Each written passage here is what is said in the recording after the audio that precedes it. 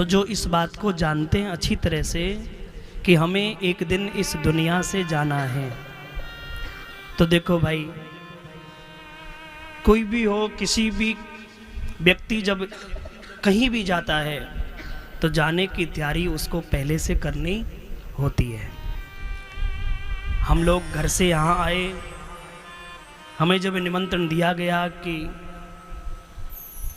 28 तारीख से हमारी TDI कुंडली में कथा करनी है, तो हमने महीने पहले से तैयारी कर दी थी, बैग जमाना शुरू कर दिया था। और देखो कितनी सी यात्रा थी हमारी वृंदावन से कुंडली की, 2-3 घंटे की यात्रा थी, और ज़्यादा लंबी चौड़ी यात्रा नहीं, मात्र 7 दिन की यात्रा। 7 दिन की यात्रा को पूर्ण करने के लिए हमने महीने पहले तैयारियां शुरू की, तब जाकर के हमारी कहीं वो तैयारी पूरी हो पाई। फिर भी कुछ ना कुछ तो छूट ही गया, कुछ तो कुछ रह ही गया। पर विचार करना, जिस व्यक्ति को सदैव सदा के लिए इस दुनिया को छोड़कर जाना है, अच्छा ना उसको तारीख का पता है कि मुझे कौन सी तारीख को जाना है, और ना उसे ये पता है कि मुझे जाना कहाँ है, ना तो गंतव्य स्थान का पता, ना तो जाने वाली तारीख का पता। तो बताओ वो आदमी तैयारी क्या करेगा?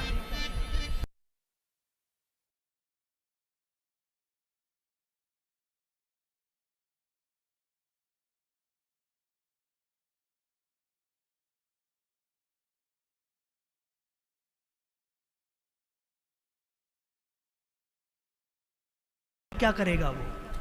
ठीक यही बात राजश्री परीक्षित ने भगवान गुरुदेव के श्री चरणों में निवेदन किया और कहा, गुरुदेव बताओ, जो हमेशा हमेशा के लिए इस दुनिया से जाने वाला है, उसको तैयारी क्या करनी है? तब भगवान सुखदेव जी कहते हैं, राजन, उसको एक ही तैयारी करनी है। बस जैसे हम लोग कहीं जाते हैं तो अपने बैग में अपने कपड़े लत्ते जो भी है वो सब रखते हैं, ठीक ऐसे ही उस जीव को भी अपने हृदय रूपी पॉकेट में, हृदय रूपी बैग में और कुछ नहीं रखना, केवल और केवल हरि नाम, केवल और केवल भगवान नाम के धन को इकट्ठा करते हुए अपने हृदय रूपी पॉकेट में जमा करके और अपनी यात्रा को प्रारंभ कर देना चाहिए। तस्मात् भारत सर्वात्मा भगवान ईश्वरो हरि, जो कड़कड़ में व्याप्त है, जो रोम रोम में बसा हुआ है, ऐसे परब्रह्म परमात्मा का चिंतन, ऐसे परम पिता भगवान का स्मरण, ऐसे परम पिता भगवान का ध्यान शुरू कर देना चाहिए। क्योंकि क्या पता उसको बुलावा कब आ जाए। इसलिए कहीं अचानक बुलावा आ गया और हमने कोई तैयारी नहीं की तो फिर हड़बड़ा जाएंगे, क्या रखना है क्या नहीं रखा। वहां देर नहीं होगी साहब, वहां एक क्षण के लिए भी समय नहीं मिलेगा साहब। किलो में थोड़ा तैयारी कर लूं, बेटे से बात कर लूं, या पिता से बात कर लूं, या पति से बात कर लूं, या पत्नी, या पड़ोसी, या इत्र, या मित्र। ना जी ना ना ना, जब बुलावा आएगा तो आप कुछ नहीं कर पाओगे। उसी समय आपको जाना होगा, चाहे तैयारी की हो या नहीं की हो। इसलिए हमें बुलावा आए और हमें हड़बड़ाना ना पड़े तो भैया उसकी तैयारी अभी से, आज से ही प्रारंभ कर दी जाए। क्योंकि एक श्वास का भी पता नहीं है, एक श्वास निकल करके गया है, वो श्वास दोबारा हमें प्राप्त होगा इसकी भी गारंटी नहीं है। इसलिए भगवान नाम के धन को इतना कमा लें, इतना कमा लें कि जब हम यहाँ से जाएं तो आहा, श्री ठाकुर जी भी उस भगवान नाम के धन को देखकर और हमें दौड़ करके हृदय से लगा ले, हमारा दौड़ करके भगवान स्वागत करे। हे परीक्षित, यही तैयारी तुम्हें भी करनी है। अरे हर जीव को तो ये भी पता नहीं होता कि उसको जाना कहाँ है, कब जाना है, लेकिन तुम तो अच्छी तरह जानते हो कि ठीक आज से 7वें दिन तुम यहाँ से जाओगे। परीक्षित को तो पता था, परीक्षित को तो श्राप लगा है कि तुझे आज से 7वें दिन तक्षक नाम का सर्प ढसेगा और फिर तू मरेगा। तक्षका सप्तमे हनि, तक्षक सर्प के डसने से तेरा मोक्ष हो जाएगा। इसलिए परीक्षित, तुम्हें तो याद है, मैं तुम्हें विश्वास दिलाता हूं, तुमने यदि ये 7 दिन भगवान के श्री चरणों में समर्पित कर दिए तो एक नहीं 1000 तक्षक भी आए और तुम्हें ढसे तो तुम्हारा बाल भी बांका नहीं होगा। ये मेरा विश्वास है। परीक्षित सावधान हो गए और कहा, गुरुदेव ऐसी कृपा करो जिससे मेरा मन चारों ओर से हट जाए और भगवान के श्री चरणों में लग जाए। क्योंकि चंचलम ही मन कृष्ण मन संधारे वन स्थित, ये हमारा मन बड़ा चंचल है, ये मन भगवान के चरणों में लगता तो नहीं है। इसलिए आप कृपा करके ये बताओ, हमारा मन प्रभु के चरणों में लगेगा कैसे? तब कहा, श्रोतव्य कीर्तितव्यश्च स्मरतव्यश्चेच्छता वयम्।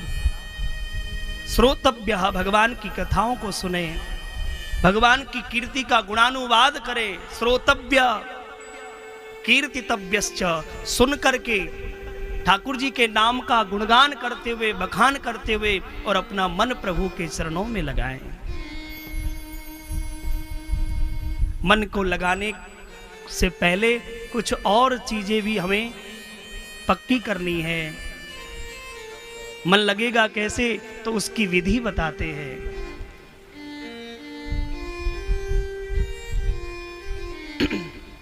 जितासनो जितश्वासो जितः संग जितेन्द्रिय, स्थूले भगवतः रूपम मनः संधारे धिय। बोले मन को जीतना है तो सबसे पहले हमको आसन को जीतना होगा। आसन का मतलब है बैठना। ठाकुर जी के चरणों में बैठना तो सीखो, कभी बैठने का प्रयास तो करो। अब बैठोगे नहीं तो मन लगेगा कहाँ से? कई लोग कहते हैं ना, जब कोई कहता है कि चलो कथा में चलते हैं, तो कहते नहीं हमारा मन नहीं लगता कथा में। कहते हैं चलो मंदिर में चलते हैं, बोले ना जी ना, हमारा मन नहीं लगता मंदिर में। चलो आओ थोड़ी देर बैठ करके भगवान नाम का कीर्तन करते हैं, ना जी ना, हमारा मन नहीं लगता। अब ऐसे ना जी ना करते रहोगे तो मन लगेगा कहाँ से? बैठने के प्रयास तो करो, कोशिश तो करो थोड़ा, कि हम कितनी देर बैठ सकते हैं भगवान के चरणों में। कोई बात नहीं, बेमन से भी बैठो। कभी कभी बेमन से भी बैठोगे ना, तो मेरा पक्का विश्वास है धीरे धीरे आप मन से भी बैठ जाओगे। ये अभ्यास की बात है। बेमन से भी जाओ, मंदिर, देवालय, गुरुद्वारा या भगवान का जहां भी गुणगान होता है बंधुओं, आपका मन हो या ना हो, पर फिर भी आप जाइए, क्योंकि भगवान बड़े कृपालु है। ठाकुर जी कहते हैं, भाय कुभाय अनक आलस हो, नाम जपत मंगल दिसि दस हो। आप मुझे भाव से जपोगे या कुभाव से जपोगे, मेरे नाम में वो सामर्थ्य है, मेरे नाम में वो शक्ति है, तुम्हारा मंगल ही होगा। नाम जपत मंगल दिसि दस हो। भाव से जपा तो भी मंगल, कुभाव से जपा तो भी मंगल हुआ। हाँ, भक्त प्रहलाद ने ठाकुर जी को भाव से जपा, और उसी भक्त प्रहलाद के पिता हिरण्यकश्यपु ने श्री ठाकुर जी को कुभाव से जपा, शत्रु भाव से जपा। तो ऐसा नहीं कि भक्त प्रहलाद का ही उद्धार हुआ हो, ना ना ना ना ना, भक्त प्रहलाद के पिता हिरण्यकश्यपु का भी उद्धार हुआ, और भक्त प्रहलाद से पहले हुआ। गोपियों ने भगवान को भाव से जपा, प्रेम से जपा, और उस कंस ने भगवान को कुभाव से जपा, तो गोपियों से पहले कंस का उद्धार हुआ। ये प्रभु के नाम की सामर्थ्य है, ये भगवान के नाम प्रसाद की शक्ति है कि जो भी प्रभु का नाम एक बार ले लेता है, प्यारे, उसका कल्याण हो जाता है। एक बार प्रेम से बोलो राधे राधे।